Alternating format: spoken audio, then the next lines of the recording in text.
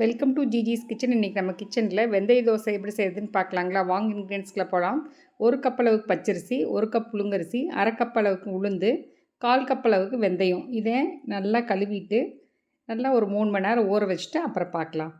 இப்போ நல்லா ஒரு 3 மணி நேரம் ஊறிடுச்சு. இப்போ நல்லா கழுவிட்டு கிரைண்டரில் தான் இன்றைக்கி ஆட்ட போகிறேன். இது நல்லா வலுவலுன்னு இந்த மாதிரி பக்குவத்தில் அரைச்சிக்கணும். இது அரைக்கும் போதே உப்பையும் சேர்த்திட்டேன். இப்போ அரைச்சிட்டு உங்களுக்கு காமிக்கிறேன். மாவு நல்லா கரைச்சி எடுத்து வச்சாச்சு. இப்போ 8 மணி நேரம் கழித்து பார்க்கலாம். இப்போ நல்லா மாவு பொங்கி வந்துடுச்சு. நல்லா ஒரு கலக்கிக்கலாம்.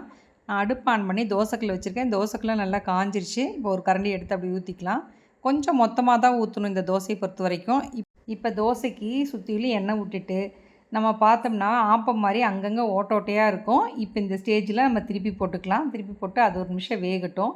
இப்போ நல்லா வெந்துருச்சு. இப்போ பரிமாறிட்டு உங்கள்கிட்ட காமிக்கிறேன். வெந்தய தோசையை பொறுத்த வரைக்கும் ரொம்ப சாஃப்டாக நல்லாயிருக்கும்.